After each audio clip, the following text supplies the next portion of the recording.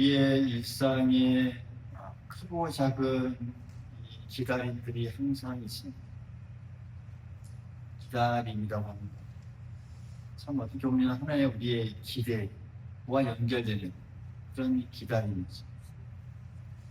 어떻게 보면 이 기다림이 우리의 삶에 이 생기를 붙게 하고 또 활력을 갖게 하기도 합니다.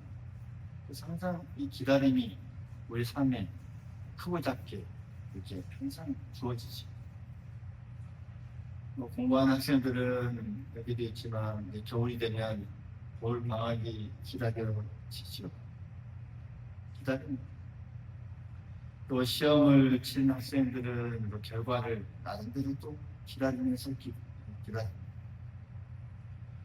병상에 또 아픈 사람은 이 병상의 회복을 또 희망 가운데서 기다리기도 합니다.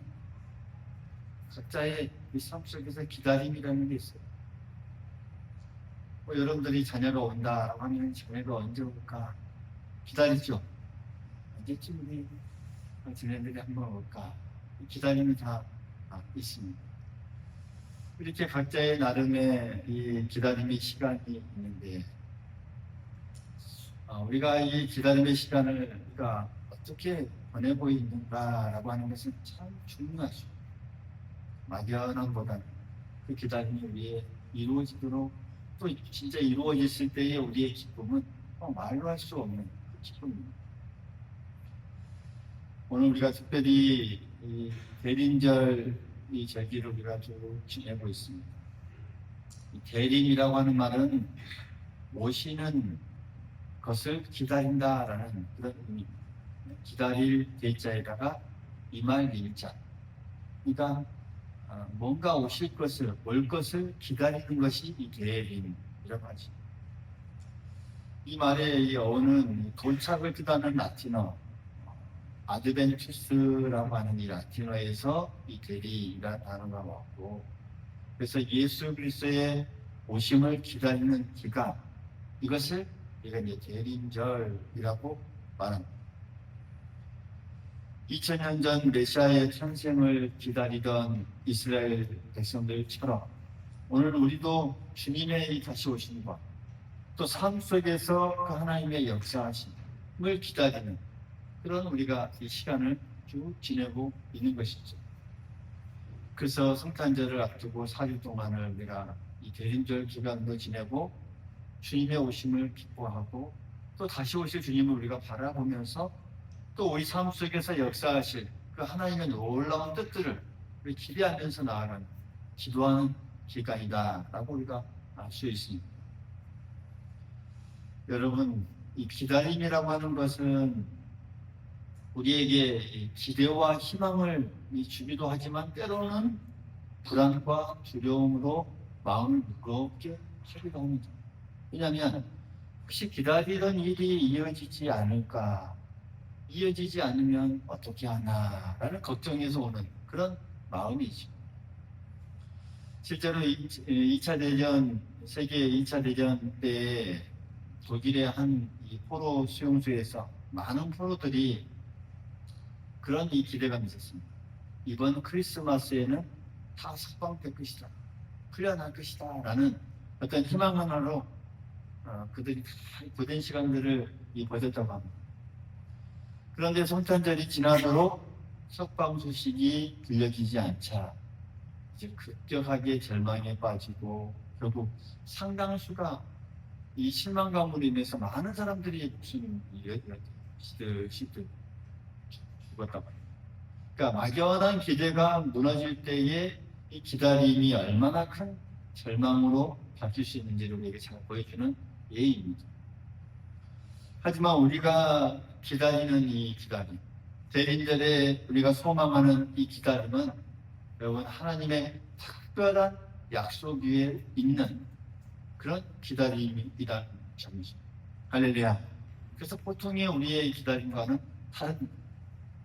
실망시키는 헛된 희망이 아니라 반드시 성취될 약속이 우리에게 주어졌고 또 주어지고 있습니다. 또 그게 한편으로 이루어졌고 또 지금도 계속되고 있는 그런 이루어짐이다라고 우리가 보지. 그러한 점에서 오늘 이 본문의 말씀은 기다리는 가운데 있는 자들에게 위로와 평강의 약속을 주시는 그 하나님의 약속의 말씀들이 보여지고 있습니다. 당시 절망 속에 놓인 하나님의 백성에게 주신 그 하나님의 위로의 약속이자 또 기다림 가운데 있는 자들에게 평강을 주는 이 말씀이다 라고 우리가 볼 수가 있습니다. 이사야서 40장의 말씀.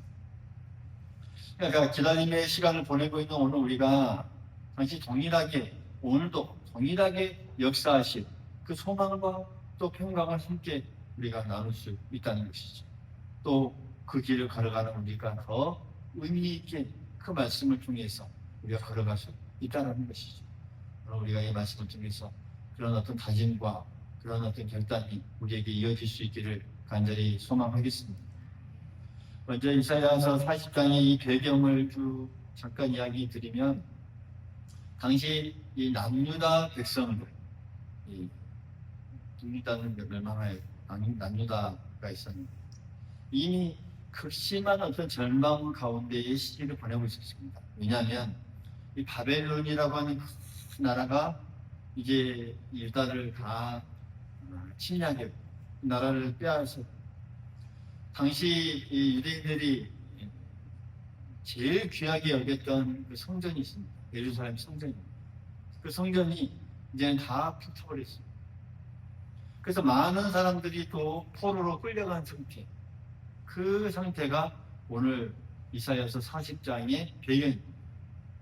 그러니까 말 그대로 칠흑 같은 어둠과 같은 어떤 시기, 그러니까 절망의 긴 터널을 지나고 있는 그런 때다라고 우리가 볼 수 있는 것이죠. 하나님의 백성이라는 이 정체성마저 다 흔들리게 되고, 정말 하나님이 우리를 사랑하시는 것다? 버리는 것이 아닐까? 하나님이 살아계실까?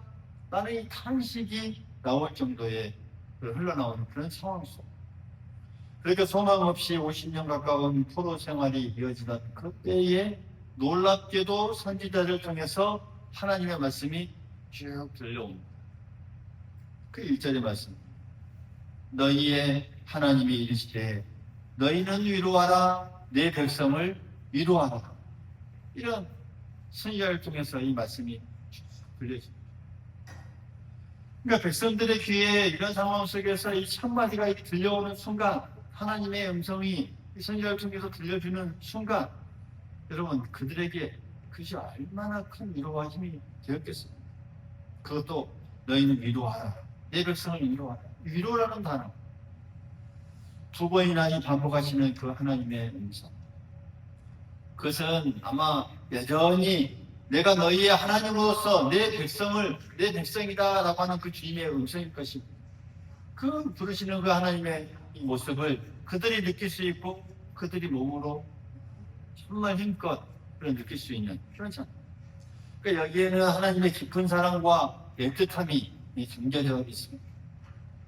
그 중에서도 보면 그들이 죄로 인해서 징계를 받아 지금 포로 생활을 하고 있지만 하나님과의 언약 관계는 끊어지지 않았다라는 어떤 선언일 수가 있고요. 또 하나를 보면 하나님께서는 멀리 계신 무서운 심판자가 아니라 여전히 가까이 너희들과 함께 있는, 너희들을 돌보고 또 있는 그 정말 아버지 하나님의 모습이 이 선포 속에서 잘 드러납니다.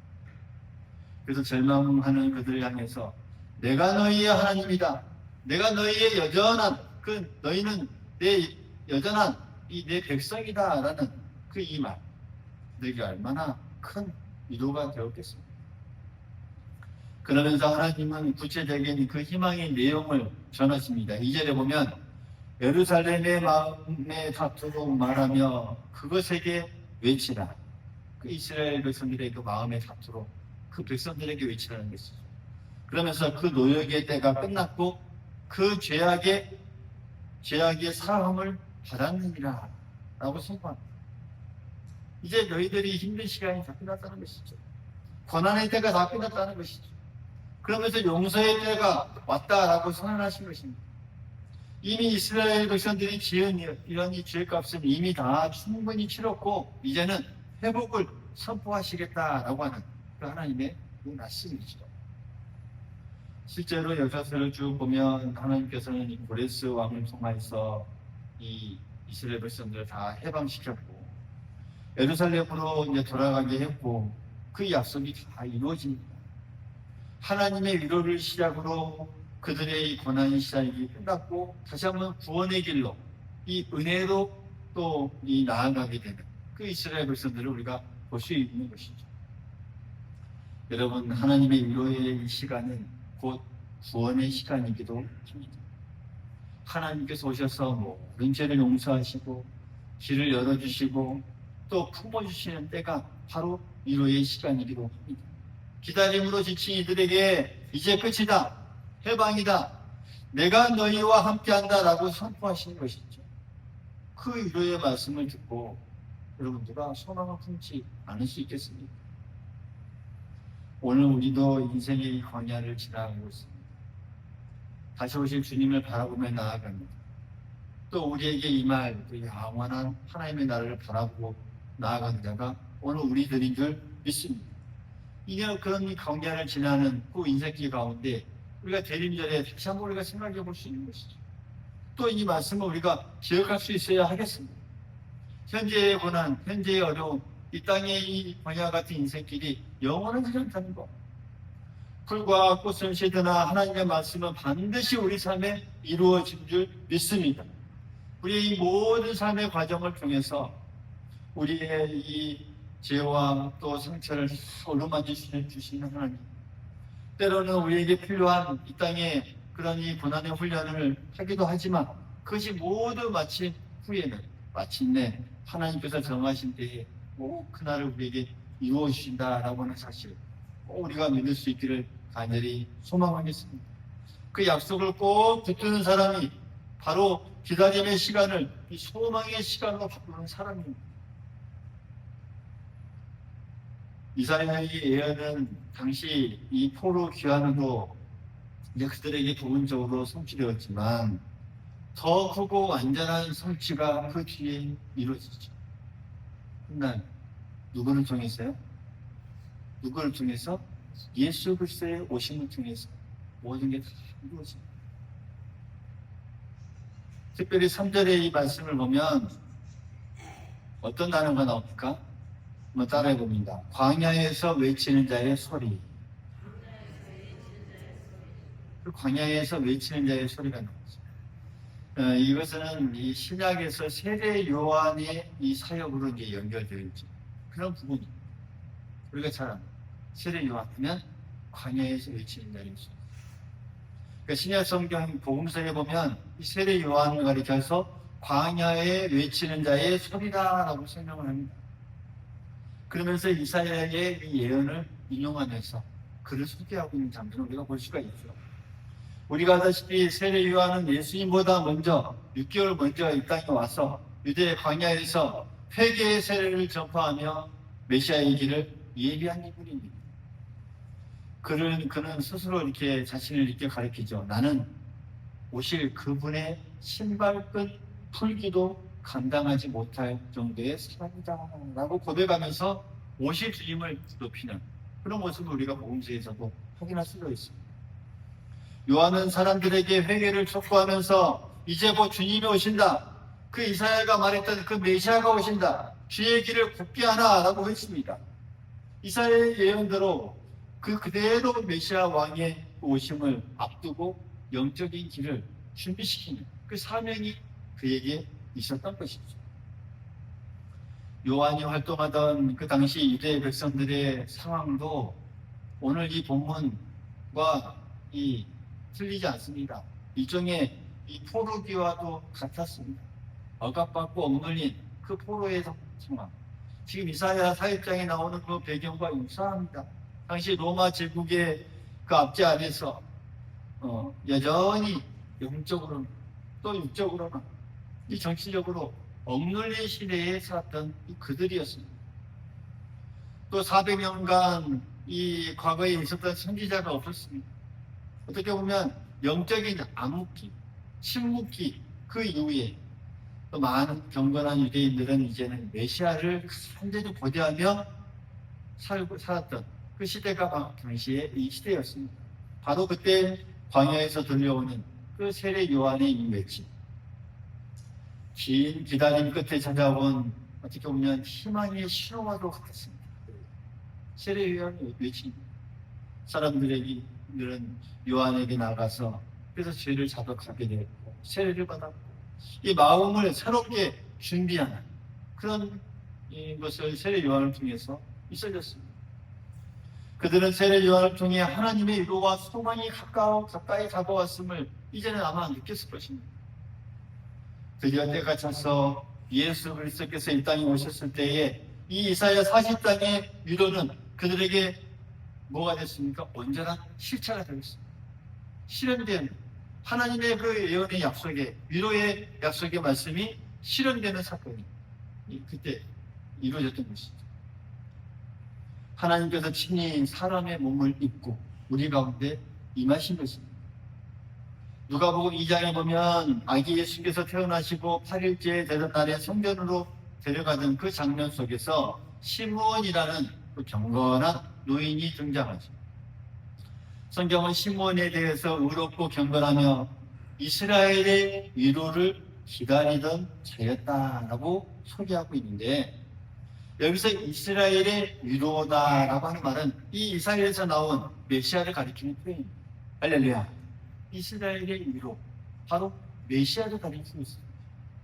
그러니까 이사야서 4장과 누가복음 2장에 나오는 그런 이 역사들은 영적으로 이어지는 말씀입니다. 그러면서 그 시몬이 일생을 통해 메시아의 오심을 간절히 기다려온 그런 사람이었죠. 마침내 이 아기 예수님을 품에 안고 하나님을 찬양하면서 이렇게 고백하는 장면을 누가복음 2장에 보면 아시죠? 이렇게 고백하죠. 주여, 이제는 말씀하신 대로 종을 평안히 놓아주시니라. 내 눈이 주의 구원을 보았사옵니다. 이렇게 고백합니다. 이제는 나를 평안히 놓아주옵소서라고 말하면서 내가 기다렸던 그 위로의 약속을 내가 보았습니다. 내 눈으로 주의 구원을 보았습니다. 네, 고백합니다. 시몬은 오랜 기다림 끝에 그 위로의 약속을 기다리던 자예요. 그 기다림의 끝에 임한 그 하나님의 위로를 지금 가슴에 품고 안고 평강을 누린 그런 이 장면이죠. 여러분, 이 장면이야말로 정말 기다림의 시간, 그것이 위로의 이 시간의 절정이었음을 우리에게 잘 보여주는 장면이라고 할 수 있습니다. 시므온은 메시아가 장차 이루어 주실 모든 구원을 아마 눈으로는 다 보지 못했을지라도 지금 당장 자기 품에 안긴 이 하나님의 약속의 성취를 보고는 충분한 위로와 평안을 얻었을 것입니다. 그의 기다림이 결코 헛되지 않았을 것이고 헛되지 않았다는 것을 분명히 깨달았을 것입니다. 오히려 기다림의 그 과정 자체가 하나님의 은혜의 역사였음을 그 순간 아기 예수를 안으면서 깨달았을 것입니다. 이처럼 이 믿음의 사람은 기다림의 시간에 낙심하지 않냐고 하나님의 약속을 바라보는 자입니다. 때가 이르자 그 약속의 성취를 보고 위로와 누릴 수 있습니다. 예수님의 탄생으로 하나님께서 내 백성을 위로하라 라고 하신 이 이사야의 이 말씀이 모두 다 성취되었던 것이죠. 예수님께서는 상한 마음을 다 써내시고 포로된 자를 자유케 하시고 눈물 흘린 자를 위로하러 이 땅에 오셨습니다. 그리고 수고하고 무거운 짐진 자들아 다 내게로 오라 라고 하면서 이 땅의 모든 사람을 초청하셨고 그 초청에 임한 모든 자들은 죄와 사망의 권세 아래 신음하던 모든 사람에게 이 그리스도 오심은 참된 위로와 평강의 시작이 되었다라고 하는 사실이죠. 오늘 성탄을 기다리는 이 기쁨이 바로 곧 우리에게 있어서 위로의 하나님이 우리와 함께 하신다는 그 임마누엘의 기쁨이 우리에게 동시에 임한다라고 하는 사실을 우리가 꼭 깨달을 수 있기를 간절히 소망하겠습니다. 예수 그리스도의 오심, 또 이 땅에 또 예언된 이 이사야 40장의 이 말씀 서로 이렇게 연결되고 또 우리가 여기서 시선을 한 가지 더 다른 곳으로 돌려볼 필요가 있습니다. 이 초림이라고 하시죠. 처음 오신 이 초림의 그리스도께서 이루신 이 구원은 우리에게 완성되었습니다. 그러나 아직 세상에는 여전히 고통과 또 눈물, 고난이 남아 있습니다. 완전히 다 해결된 게 아니죠. 그래서 이 처음 오신 그 초림과 재림 사이에 우리가 살고 있는 자가 바로 오늘 우리들입니다. 그걸 좀 더 어려운 말로 말하면 이니와 아직으로 우리가 이것을 구분짓죠. 이미 구원받았으면 아직 구원이 완성되지 않았다라는 표현으로 우리가 이것을 표현합니다.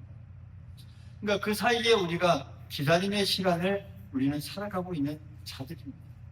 오늘 우리가 예수 그리스도를 구주로 고백하고 믿는 자들이 이 기다림, 이미와 아직의 이 기다림의 시간을 그 사이에 걷고 있는 자들이 바로 오늘 우리들입니다. 그러면서 예수님께서 승천하시기 전에 내가 다시 오리라 라고 분명하게 약속하셨습니다. 할렐루야. 그 초대교회의 성도들은 서로 만나면 어떤 인사를 했습니까? 어떤 인사? 어떤 인사요? 마라나타. 그렇죠? 한번 따라해 보십시오. 마라나타. 무슨 뜻이에요? 주 예수여 어서 오시옵소서. 항상 만나면 그렇게 인사했어요. 마라나타. 마라나타. 주 예수여 오시옵소서 하고 인사하면서 그 다시 오실 주님을 소망 가운데 살았던 자가 사람들이 초대교회 성도들이었습니다. 오늘 우리의 이 그런 신앙의 여정도 지금까지 이어지고 있습니다. 오늘 우리의 이 마라나타의 이 신앙의 모습, 주님 오시옵소서라고 하는 이 신앙의 모습, 오늘 우리가 대림절을 지나고 있는 우리들에게 더 이 신앙의 모습이 더욱더 우리에게 더욱더 나타나야 하지 않을까 우리가 생각해 봅니다. 여전히 오늘 우리도 주님의 다시 오심을 기다리며 또 소망을 붙들고 하나님의 때를 기다리고 있습니다. 그렇습니까? 그렇습니까? 크게 한번 해주십시오. 그렇습니까? 하나님의 때를 기다리고 있습니까? 다시 오실 주님을 소망하고 있습니까? 여러분, 부활을 승천하신 예수님이 다시 오실 그날까지 오늘 우리의 이 기다림의 시간에 어떤 위로가 우리에게 주어질까요? 이 처음 오실 때처럼 우리가 주님께서 우리 눈에 보이시는 것도 아닌데, 주님의 보이도록 우리 옆에 있는 것도 아닌데, 우리는 무엇을 의지하며 기다릴 수 있을까요? 여러분, 감사하게도 우리 주님께서 떠나시면서 누구를 보내주셨습니까? 무엇을 보내주셨습니까? 위로자를 약속하셨습니다. 또 다른 위로자. 요한복음 14장에 보면 예수님께서 내가 아버지께 구하겠으니 그가 또 다른 보혜사를 너희에게 주사 영원토록 너희와 함께 있게 하시리라 하시면서 성령님을 보내주실 것을 말씀하셨습니다. 성령님, 보혜사 성령. 그래서 위로하신다는 위로. 그리고 이어서 이렇게 약속하셨습니다. 평안을 너희에게 주노니 곧 나의 평안을 너희에게 주노니 내가 너희에게 주는 것은 세상이 주는 것과 같지 아니하니라. 너희는 마음에 근심하지도 말고 두려워하지도 말라. 할렐루야. 그러니까 예수님께서 남기신 이 평강의 유산입니다.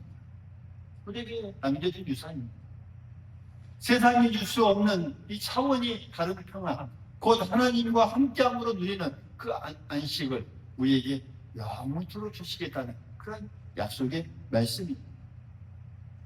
예수님 자신이 떠난 후에 제자들이 환난과 핍박 가운데 흔들릴 것을 아셨기에 너희는 마음에 근심하지 말라라고 당부하면서 이 샬롬의 선물, 이 평강을 선물로 주신 것이죠. 이 평강은 단순히 어떤 외부 환경에서 오는, 외부 환경이 고요해서 오는 그런 평안이 아닙니다.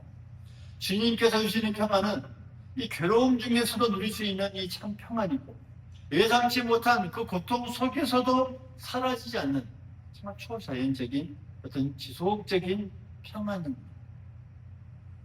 실제로 예수님께서 약속하신 대로 성령께서 이 제자들에게 임하시자 제자들에게 이 어떤 놀라운 담대한 그런 것으로 기쁨을 그들이 누리는 장면들을 우리가 성경을 통해서 확인할 수 있습니다. 그들은 감옥 속에서도 위협을 받아도 이 하나님의 이 위로가 그들의 마음을 지속적으로 지켜주셨습니다. 성령님을 이 파라클레투스라고 하는데 이것은 그 의미가 곁에서 돕고 위로하는 분이라는 의미입니다. 늘 곁에서 돕고 위로하는 분. 성령께서 우리 안에 내주하시기에 우리는 곧 하나님의 위로가 우리와 항상 함께 하심을 확신할 수 있는 것입니다. 할렐루야. 확신하십니까? 성령님의 위로가 우리와 늘 함께 합니다. 사도 바울도 이 기다림의 성도들에게 이 평강을 거듭 약속하죠. 빌립보서 4장 6절에서 7절에 보면 아무것도 염려하지 말라. 다만 모든 일에 기도와 간구로 너희 구할 것을 감사함으로 하나님께 아뢰라. 그리하면 모든 지각에 뛰어난 하나님의 평강이 그리스도 예수 안에서 너희 마음과 생각을 지키시리라. 당시 기다림 가운데 있는 그 성도들에게 주시는 이 말씀입니다. 기다림의 시간에 해야 할 것이 무엇인가? 염려 대신 기도하는 것이죠. 감사함으로 기도하는 것이죠. 우리의 필요를 하나님께 감사함으로 맡기면 사람의 이해를 뛰어넘어 하나님의 이 평강이 우리의 마음과 생각을 지켜주시겠다는 그런 약속의 말씀입니다. 즉각적인 어떤 이 해결보다 더 놀라운 은혜가 바로 이것이 아니겠습니까? 하나님의 평강이 우리의 마음을 늘 지켜주십니다. 우리가 기도할 때요. 어려운 상황이 있지만 또 즉각적인 해결이 되는 것도 우리가 감사하지만 그렇지 않는다 할지라도 하나님께서 주신 이 평강이 우리의 마음을 나에게 우리를 지켜주시고 눌러주시고 정말 그 가운데 이 어떤 두려움도 없이 우리에게 평안을 약속하신다고 하는 그보다 놀라운 은혜가 어디 있겠습니까? 기도할 때 상황은 당장 바뀌지 않을 수 있었다. 우리의 마음은 이 하나님의 이 평강으로 정말 놀라운 능력으로 어떻게 보면 이 땅에서 경험할 수 없는 어떤 초자연적인 이 보호를 우리가 받게 된다라고 하는 사실. 이 평강이야말로 하나님을 기다리는 자에게 주시는 가장 큰 위로의 선물이 될 줄 믿습니다. 바울이 데살로니가 후서 이 마지막에도 그 성도들을 위해서 이런 축복을 비는 장면을 볼 수가 있습니다. 평강의 주께서 친히 때마다 일마다 너희에게 평강을 주시고 주께서 모든 사람과 함께 하시기를 원하노라. 할렐루야. 평강이 하나. 이 우리 주님은 이 평강의 주가 되시기에 때마다 일마다 필요한 순간마다 평강을 부어주시는 분이십니다. 그 은혜가 여러분들과 함께 할 수 있기를 간절히 소망하겠습니다. 이것을 우리가 꼭 믿고 하나님을 기다리는 자 결코 홀로 내버려 두지 않는다는 사실을 우리가 이 생긴 가운데 꼭 믿을 수 있기를 간절히 소망하겠습니다. 여러분 오늘 이 이사야서 40장에 주는 하나님의 그 때를 기다리며 살아가는 자들에게 주는 그 위로의 메시지, 오늘 우리들에게 주는 위로의 메시지가 될 수 있기를 간절히 소망하겠습니다. 포로된 이스라엘에게 주신 위로하라, 내 백성을 위로하라 라고 하는 이 하나님의 선포, 역사적으로 그들의 이 회방과 이 귀환으로 다 성취되었고 궁극적으로는 예수 그리스도의 오심으로 완전한 위로가 우리에게, 우리 인류에게, 우리 모두에게 되었음을 다시 한번 우리가 확신할 수 있습니다. 또한 여전히 주님의 다시 오심을 기다리는 우리에게 또한 성령을 통해 주시는 이 평강과 위로가 있음을 우리가 다시 한번 이 말씀을 통해서 확인했습니다. 여러분, 기다림 과정 속에서 이미 하나님의 위로가 있고 함께한다는 또 그것을 우리가 경험한다는 사실, 하나님은 우리의 기다림의 그 시간을 절대로 허비하지 않으시고 또 그 시간 속에서 우리를 빚으시고 또 훈련시키시고 이전보다 더 깊은 은혜를 맛보게 한다는 사실을 우리가 꼭 기억할 수 있기를 간절히 소망하겠습니다. 예수님의 다시 오심을 기다리는 우리의 인생길 가운데 이런 축복의 은혜가 우리와 함께할 수 있기를 간절히 소망하겠습니다. 주님 안에서 담대히 기다리십시오. 굳건한 믿음을 가지고 기다리십시오. 할렐루야. 이 순간도, 지금 이 순간도, 앞으로의 순간도 평강의 주께서 때마다 일마다 우리 모든 성도들과 함께하고 또 그 신비로운 평강으로 정말 우리의 마음을 늘 채워주시기를 예수 그리스도의 이름으로 축원합니다. 간절히 소망합니다.